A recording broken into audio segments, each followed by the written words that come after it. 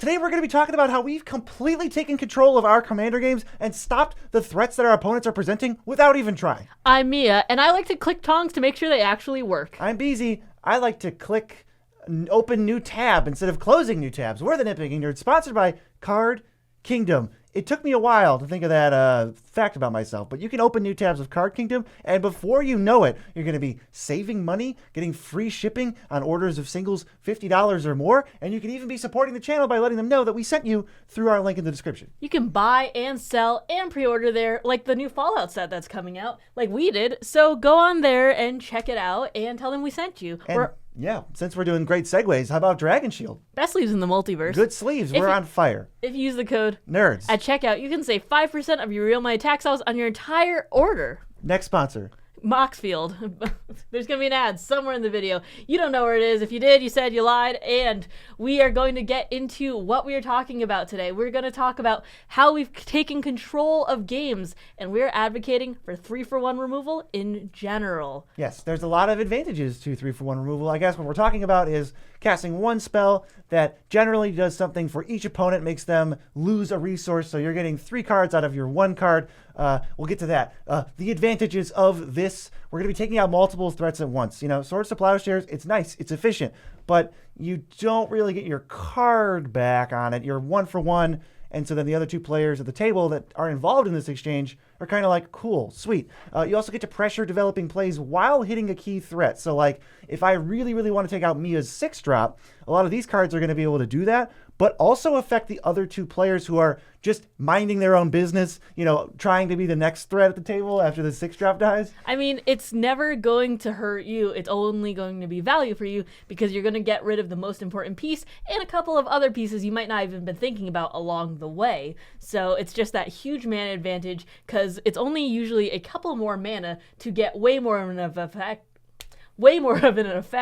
than you would have had with just 1-to-1 removal. Yeah, if you check these spells we're about to recommend, and you track how much mana you're getting off the board with them, a lot of them are like 3 mana, but you're taking out like 3 5-drops, which is just unheard of mana advantage. Unlike board wipes, these 3-for-1s keep your board entirely intact. Your board is not affected at all. So you might be saying, you know, you might find yourself asking as we go down, it's like, well, if I want to destroy a lot of creatures for a couple mana, why don't I just play a board wipe? Because it doesn't progress the game any further for you. If I can keep my entire board and remove all the threats you guys have continuously, I'm going to win the game no problem. Especially since you can play a lot of these in the early to mid game because they're somewhere between like 3 and 5 mana usually. You're not losing card advantage like you have 1-to-1 like we were talking about with swords earlier. You're getting multiple effects out of it, which is just really good in the long run. Yeah, if I spend 1 card and everybody's down 1 card, we are now all down 1 card, and then we go to, well, who got the most mana advantage out of that? Probably us. The final note about these types of cards, because we are going to list them from every color, the Abzan colors are the best at it. Blue-red can do it too. Just know that the blue-red cards are going to be slightly more expensive than the Abzan ones. The Abzan's got it going. So we're going to get in and we're going to go from Wooburg order. The first one in the white category is one of my personal favorites from the last set. It's Unexplained Absence, 3 and a white for an instant. For each player, exile up to 1 target non-land permanent they control. For each permanent exiled this way, its controller cloaks the top card of their library. This is a 3-for-1 removal for all of your opponents, and if you also want that trigger for yourself, you can cloak the top card of your library by exiling like a token or something. Yeah, just if you need a blocker for some reason, it gives you that extra option. You don't have to. It's just a bonus little thing that you can do if you know the top card and you want to cloak a sweet creature into play. That's great.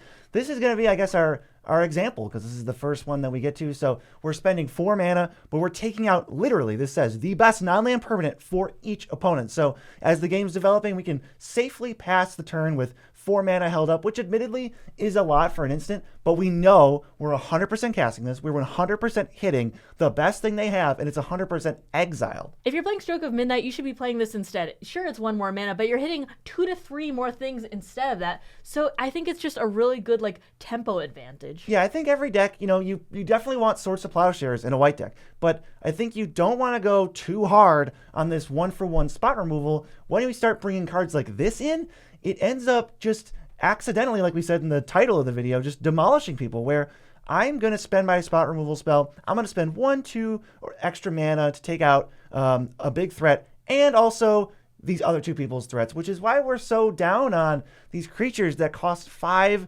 6, even 4 mana that kind of don't do that much right away. And they say, just you wait till we untap, because when we fire off one of these, we've played these hundreds of times. Not Unexplained Absence per se, because it's brand new. We've played the other cards on this list like hundreds of times at this point, and we know how it goes. We take out your 4-drop just because we can, just because the card says for each opponent. We get that for free. If you have just even like a mana dork on the field and you have nothing else, it doesn't cost us anything to not take it out if that's the only thing you have to exile. Yeah, giving out 2/2s is really not impressive enough. It's kind of like how I'm fine generous gifting your thing and giving you a 3/3. I'm fine giving you guys 2/2s.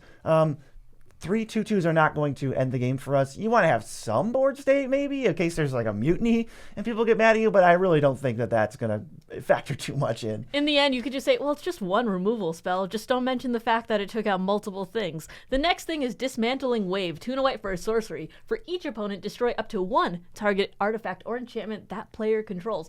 This is truly the 3-for-1, and I do like the fact that it hits artifacts or enchantments. So if someone has a Soul Ring, someone has a Smothering Tithe, and then someone just has like a Signet or something, it's just 3 mana and you could take out all of them. Those weren't even that expensive targets that you named, and that was 7 mana worth of things, and we just spent 3 mana on Dismantling Wave. But it even has an extra mode, cycling 6 white. When you cycle it, you draw a card, and then you destroy all artifacts and enchantments.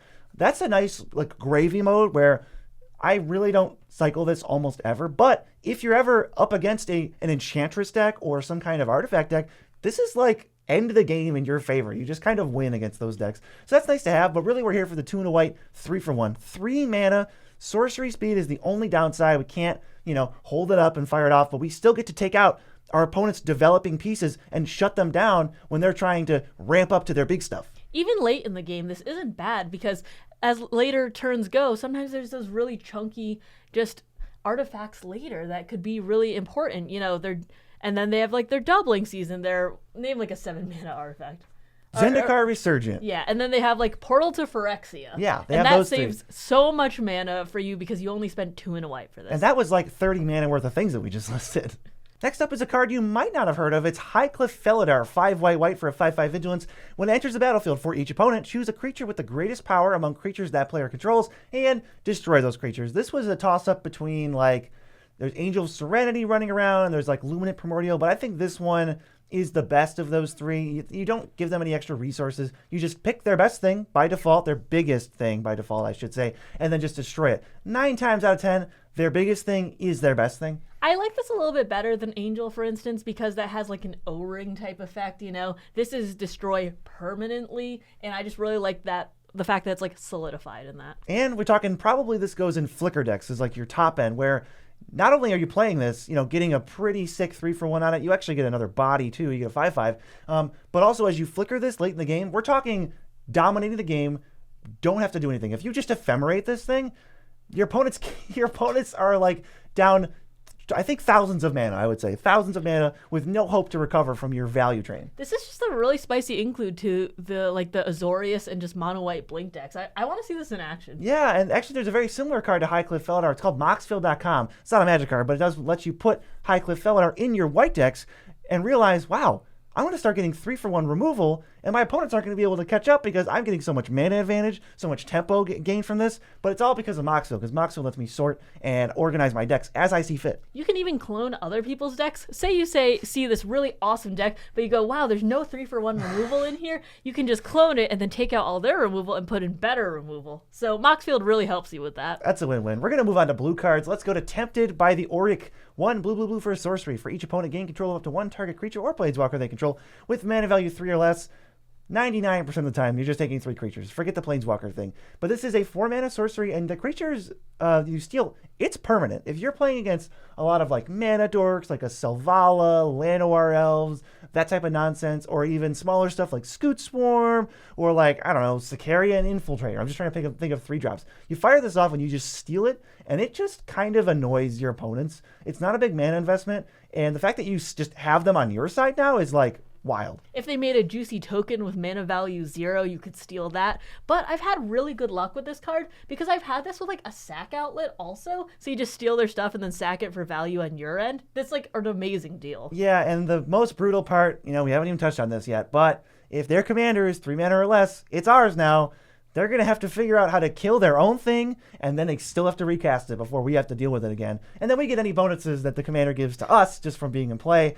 That's like kind of the nasty mode. If you're playing no holds barred, totally do that, because when all things are allowed, that's nasty, and we're here for that. But in general, just stealing 3 things, even in the mid to late game, you still get to have a better pick. Now, it's not like, oh, I have to steal their mana dork because it's all I have. Now they have plenty of creatures in play. You can take their best ones and pressure them and just sort of get the best board state for 4 mana. I think you can also be a little bit political with this too, because you're stealing something from everyone. You could be like, hey, if I steal the biggest thing over here because it doesn't really jive with my deck, will you guys promise to like not kill it so they don't get it back if it's their commander, or just, or just so it doesn't go to their graveyard if they have recursion. I think that you can play this so that you can just like pick the things that work best for you and have the better overall deal while still not like putting a big target on your head. Yeah, next is Mystic Confluence, 3 blue for an instant. Choose 3. You can choose the same mode more than once. Counter a spell unless they pay 3, return a creature to its owner's hand, and draw a card. So we're getting into the little more pricey category. I don't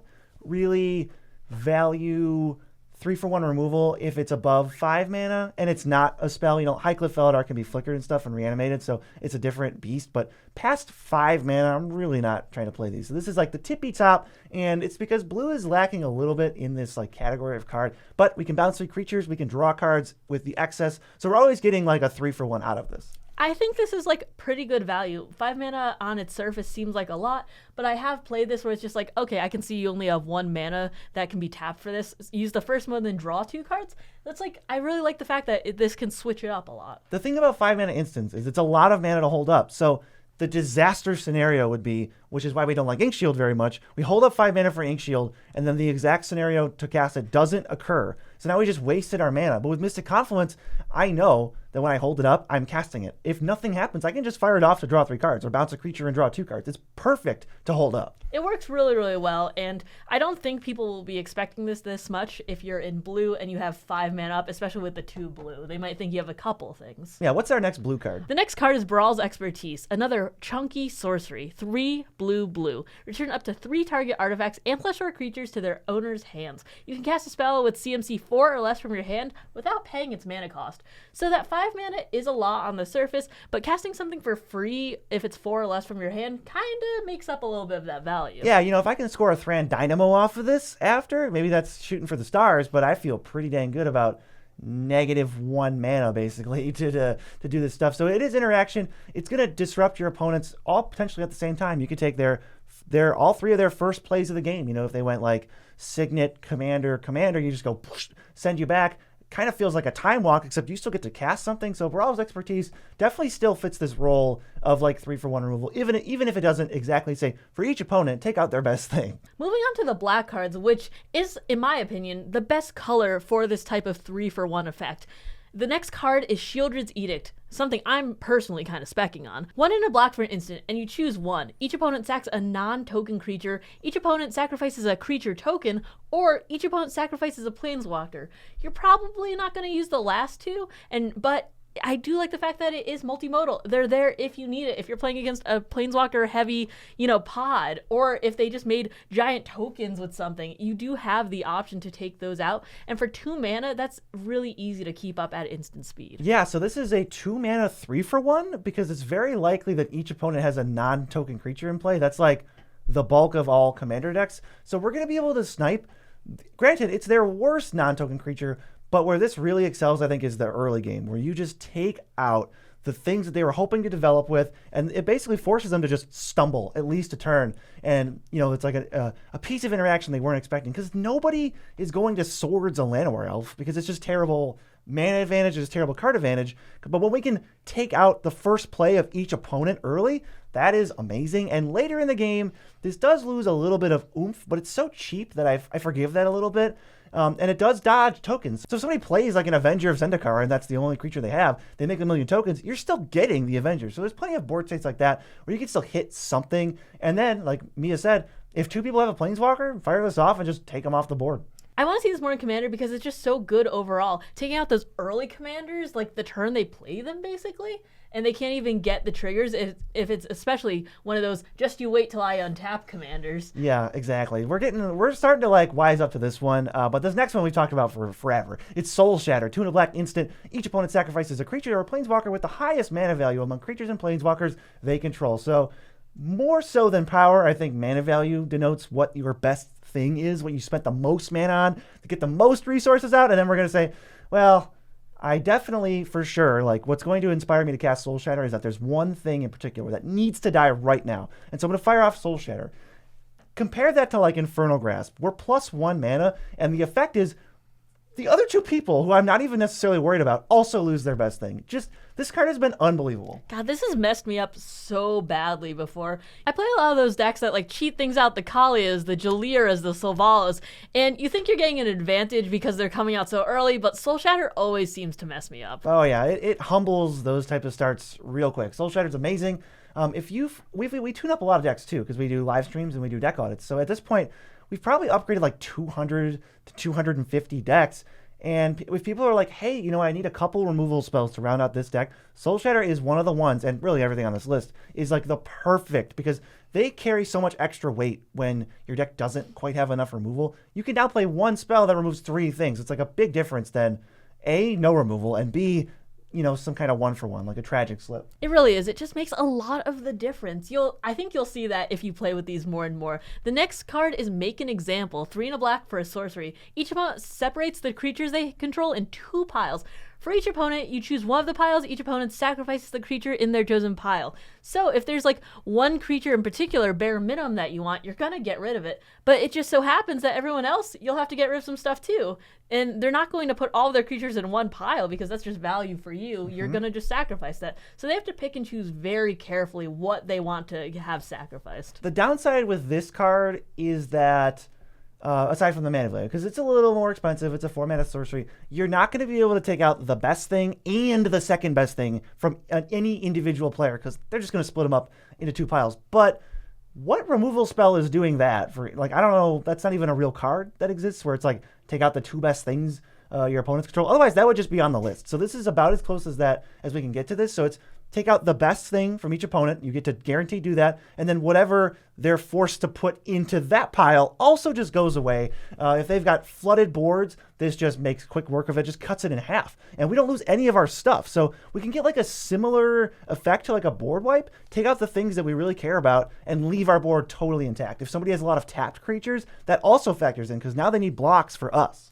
You can also play a little bit of a mind game too. If you are like kind of telegraphing that you're going to pick one thing, they might throw all of their other creatures in another pile and you could just pick the bigger pile. It's just like Fact or Fiction. They make the piles, so there's plenty of chances for them to screw up, and then you just go, well, you don't know my hand. I can remove this thing, so I'm going to get rid of this pile. They really don't. I think that just like playing a little bit of a mind game before you play this is really interesting and can make for like, you know, just way better games for you, at least overall. Yeah, Make an Example, also starting to creep into Nitpicking Nerds next. Next one's pretty simple, but I do like it, and I do count it in here. It's Plaguecrafter. 2 to black, 3/2, ETB. Each player sacrifices a creature or a planeswalker. Each player who can't discards a card. So this is an each player effect, but it gives you a body. So you're really never sacrificing anything that you don't want to. It's never like, oh no, I lose my commander. It's like, just sacrifice a Plaguecrafter. So that gives us basically each player sacrifices a creature. Generally, we're playing like synergy pieces. So I've got like Blood Artist or like Grim Harspec, so that when I play Plaguecrafter,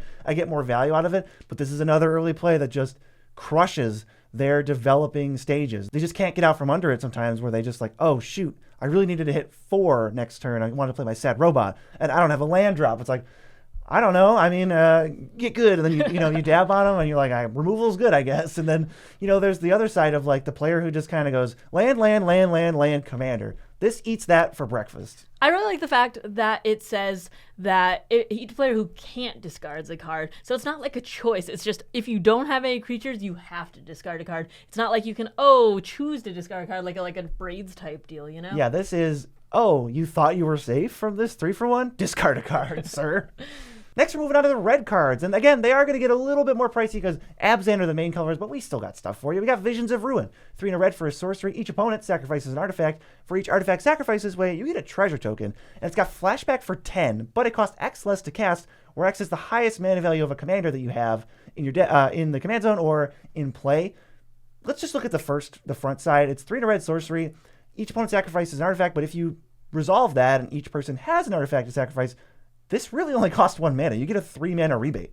And especially if they don't have the tokens lying around like a treasure token and they just have a Soul Ring or Arcane Signet, they're losing something pretty valuable out of this, and you're just getting a free treasure token. That might matter if you have synergies with treasure tokens, or just if you need the mana that doesn't feel bad either. Yeah, this is sometimes hard in the late game to snipe something good, but in the early game, this is great. You're basically guaranteed to take out like 2 signets, and this is a card that sometimes misses on the third player because not everybody's playing artifacts during the first like 3 or 4 turns in the game. But you are going to get, I would say, at least 2 things in the early game, and they're going to be real things that people spent mana on, and that's going to feel good. Plus, in the late game, fire this off. If your commander costs like 5 or more, or you've got a partner or something, then you really got a good chance of flashing this back. But mostly, I think it's a fine straight up as a 4 mana thing. I mean, the flashback is just gravy at this point. Next is Fiery Confluence. 2 red for a sorcery. You choose 3. You could choose the same mode more than once. It deals 1 damage to each creature, 2 damage to each opponent, or you destroy target artifact. So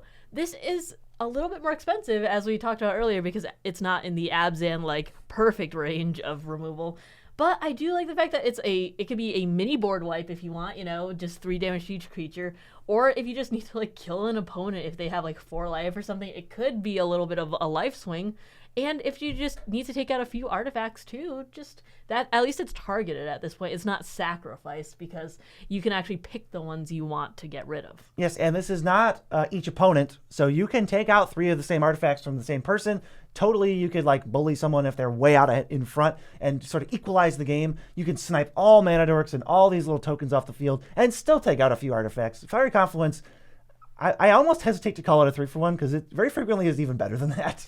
It really depends on what they have on the board, but I've seen the 1 damage just devastate boards, and then, I just happen to get a few artifacts out of it too. Yeah, let's go to Volcanic Offering, which is a little bit of a weird one. It's 4 in a red. Destroy target non-basic land you don't control and target non-basic land of an opponent's choice you don't control. And it deals the same thing, but for creatures. So you deal 7 to a creature you don't control, and then someone else deals 7 to a creature you don't control. The nightmare scenario for this is if like the table unites somehow, I guess if your arch enemy, they can pick the same non-basic land and the same creature. But in that case, your arch enemy and you still blew up a land and a creature, not awful. Generally, I think if you're not going to be in the lead, this is kill 2 creatures and kill 2 lands, which is a 4-for-1. Destroying non-basic lands is usually kind of a taboo / feels bad in a lot of pods, but this is value. I mean, you can't really deny that, even if it does feel a little bit bad sometimes. I think blowing up lands starting at 5 mana is not really that unreasonable. Like, we're playing lands. Like, I, of all people, know I'm playing degenerate lands. I'm playing Field of the Dead in my deck. You're playing Nykthos. These are lands that need to be answered, and I cannot fault somebody for answering it with a 5 mana instant. So, Volcanic Offering, it's going to take out some of those troublesome lands, and it's going to get you a 2-for-1 at least on creatures, most likely. We're moving on to the greens, and this is my new favorite common from MKM. It's Pick Your Poison. Green for a sorcery. Choose one. Each opponent sacks an artifact, enchantment, or creature with flying. This can be done turn 1, and I love that, because if people are trying to get ahead with those soul rings, you can just wipe them all out immediately. The faster your pod is, I think the better this gets on turn 1, 2, and 3. But this actually scales in the late game decently. Players generally don't control that many enchantments, so forcing each person to sacrifice one usually means you're getting the best thing that they have. You're sniping Rhystic Studies or Mirari's Wakes or common enchantments that aren't usually accompanied by other enchantments necessarily, so that's huge mana advantage. We spent 1 on this. I guess we're spending 2 if we pay for the 1 on Rhystic Study, and then it goes away. Like, this taxes all of those ridiculous early plays. Smothering Tithe is another big one too, because it's not sacrifice an artifact or enchantment. They can't sacrifice treasures. They have to sacrifice the Smothering Tithe. And then late game, when this is, let's say everybody somehow has multiple artifacts and enchantments that don't do anything so they can sacrifice them. We can take out creatures with flying and save ourselves that way. I like the fact that you can either play this early game or it's just basically almost free late game when you have so much mana you don't even know what to do with it. It's just 1 green mana. I love this 3-for-1 just immediately. I think that this is one of the sleepers of MKM. This is one of those cards that you're going to play against, especially if you play against us now, because we're going to play this all over the place. Where early game, you get off to a start with a rock, and then someone plays this, and it just sends you so far back, and you feel awful. And then, like, even in the late game, they're going to have 8 mana, and they're going to start with 1 mana, make you lose your dragon or something, and you go, oh my god, that was only 1 mana. There's still 7 mana left to go. BZ and I have both punished people quite a lot for keeping the 1 land and Soul Ring type deal. That's our thing. And this is not stopping that train. This is only going to make that worse. We got between Nature's Claim and this, we got it made. Let's go to Pier's Whim, 3 and a green for a sorcery. For each player, choose friend or foe. Spoiler alert, we're the only friend. Each friend searches their library for a land, puts it into play tapped, then shuffles, and each foe sacrifices an artifact or enchantment they control. This is that sort of slightly worse wording of they can choose whatever they have that's the worst, artifact or enchantment. But again, in the early game, that's usually going to hit a card for each person. And we also get stapled onto a 3-for-1, our best land into play tapped. That's almost basically by itself worth 4 mana. I know if I tempt with Discovery sometimes and everybody else says no, it still doesn't even feel that bad. So this is like 4 mana, go get your best land, great. And if I can get anything else, if I can disrupt you in any way, I'm so happy. Does it not feel bad to get tempt, and no one else says yes? I wouldn't feel great about that. But I would say that this can be like, oh, if you give me friend because you're like behind on mana, stop the next thing that comes at me, or don't swing this thing. Like, you can just pick your choices in a little bit and just like make deals for later, especially if someone is land screwed in the early game. Yeah, we talked about accidentally, messing people up with their mana development and taking out a mana rock, but I have used this card a couple times to give somebody a land drop because they were just like missing like their 3rd land drop or something, and they kind of was like a bummer, and we're like, I want you to play this game. And this was a legal way for me to say, just go get a land. Yeah, and it's their best land too, as BZ mentioned. So, it can feel good a little bit, but also if you just have some, pesky artifact or enchantment they control, you could just kind of divide this as you see fit. Yeah, Pier's Whim gives you a lot of utility, a lot of things to do with that card. Next is another Nitpicking Nerd's favorite, Druid of Purification, 4 mana 2/3, ETB, starting with you. Each player may choose an artifact or enchantment you don't control. Destroy each permanent chosen this way. I've still got people sleeping on this card in the comments.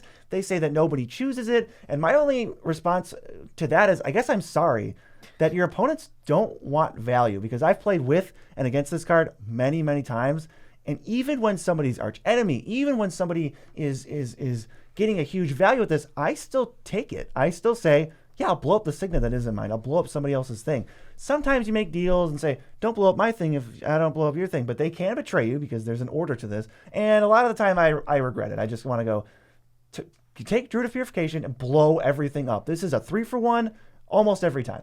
People are so vindictive too, though. They're just like going to be like, well, why wouldn't I blow something up? You picked my thing, so why wouldn't I just take that out on somebody else? I've seen Arcane Signets get in the way of this because it's like, well, it was the only thing that wasn't chosen. This is basically a 4-for-1. Yeah, this card is brutal in a couple different ways. Firstly, like you said, it does create sort of like a FOMO of like, I'm going to play it. And obviously I'm, as the caster, will just choose the best thing. Now, the best thing, if that's the next person in line, they're going to go like, jeez, they just blew up my best thing. I need to catch up. How do you catch up? Well, you can use the card that is still resolving to blow something up right now. The other thing about Druid of Purification is it doesn't target. So once the trigger is going off and resolves, there's no way to respond to it. So we've been able to take out some very tricky artifacts and enchantments. Sensei's Divining Top has to be activated in response to this trigger. You can't wait till I choose it because I'm not targeting it, so it would die. And Commander Sphere is one that you actually just can't sack in response, because if you sack it in response, I'll just blow something else up, and then why'd you sack it? And if you don't sack it, I'm going to blow up the Commander Sphere. I think the choose is just the really tricky wording on here, and that's why I really like this card. It's not hexproof too, by the way. I really like this. I don't know. This has just been such value every single time I've played it. This card is an absolute house, and I would recommend that if you see it, you should blow something up because the value is ridiculous. We're going to move to multicolor now. We got Crackling Doom. White, black, red for an instant, deals 2 to each opponent, and then they sacrifice their creature with the greatest power among creatures they control. C, also, Soul Shatter. This is 3 mana, takes out their best thing, and because you pay a couple harder pips, you get to throw some damage at them too. God, I remember having this in my first precon, the Edgar one, and it still has, I have a soft spot for it still to this day. But it's pretty good overall with that 3 mana, plus the, 6 damage total. There's nothing too much more to say about this other than this exists. Mardu players, you get 2 Soul Shatters. Pretty sick. Let's go to Aloran's Searing Light. 2 red, white. Each opponent exiles a creature they control with the greatest power. And then Spell Mastery, you deal damage to them equal to the power of the creature that they exiled. So 4 mana, a little bit more, but we do get to exile. And if the creatures are really big, we're like chucking 5s at them. I don't think it's that tough to get Spell Mastery either. I know this is a Boros card, and it's not as easy as, like, Izzet, for instance, but, you have your Lightning Bolts, your Swords and Paths, and whatever, really. I don't think it's that tough to get that and then make sure that the damage is dealt to the people whose, like, creatures you exiled. Yeah, this is a 4 mana, 3-for-1 in Boros. We're struggling drawing cards. Have your removal work for you and give you 3-for-1s that sort of balance things out instead of you just constantly 1-for-1ing and going down on cards essentially each time. The next card is like pretty devastating, actually. It's Windgrace's Judgment, 3 green black for an instant. For any number of opponents, destroy target non-land permanent that player controls. At instant speed, that's rough. This can be brutal. It is 5 mana, but we do have the same thing with Mystic Confluence. We're gonna be able to cast it. There's no world where we hold up 5 for this and we don't play it. We just take out the best thing, period. It's not like, well, the best thing that they have is probably their highest mana value thing, or it's probably their thing with the most power. This is guaranteed their best thing is gone right now, no matter what it is. Instant speed, love it. Kind of just bread and butter, although if you're playing in higher power, this does tend to get it's a little pricey to cast it. What's next? Next is Kaya's Guile. 1 white, black for an instant, and you choose 2. Each opponent sacks a creature, exile all opponents' graveyards, or create a 1/1 spirit token with flying, or you gain 4 life, and you can entwine it for 3 to choose every single mode. Generally, we're going to pick Sacrifice a Creature, and probably, honestly, the other 3 modes are like interchangeable. I've used Sacrifice a Creature plus any of them because I've cast this card so much, but exiling all opponents' graveyards, especially late in the game, is so brutal, and it works nicely with the first mode because now the creature they sacrifice is also exiled. I think exiling a good graveyard is just like pretty good in the mid or late, and it mostly hurts PC, which is kind of funny. This is so true. But people are using their graveyards more and more these days, not only just with graveyard decks, but with like the flashbacks and whatever. So it's just a good overall just graveyard hate to have stapled on a card. Yeah, but Jugabog is not the best way to exile graveyards. I like having a couple extra ways, and the instant speed of this is kind of brutal. Plus, it makes up for the fact that Sacrifice a Creature loses value as the game progresses by letting you entwine it to just pick all 4 modes, get a chump blocker, gain some life, nuke their graveyards, have them start over that way. And Kaya's Guile really, it surprises me with how much I enjoy it. Next is an instant that both BZ and I love to play. It's Fire Covenant, 1 black red, and you have to pay X life into it also. And it deals X damage divided as you choose among any number of target creatures.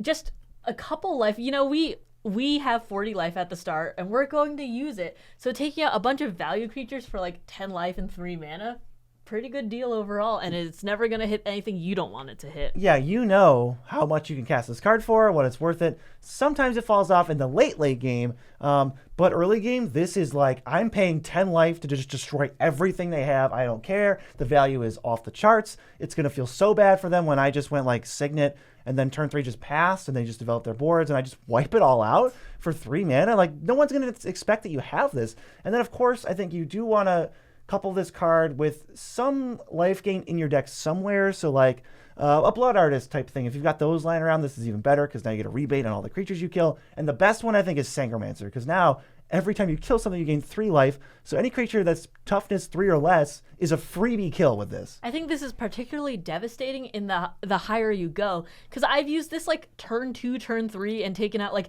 the Dothy Voidwalkers, the Draneth Magistrates, and the Op Agents, and just for 10 life-ish, that's a really good deal overall because all those things were affecting me personally. The higher power level you go in Commander, the smaller the creatures get, and the less it matters that you're paying 10 to 15 life. So the CH people love this. This card is very, very good. Pick one up if you don't have one yet, because they even have the cool Strixhaven versions now. But I'd also say if you're looking for like budget replacements to some of the more pricey staples that are getting up there, we've got a video for that covers that entire topic.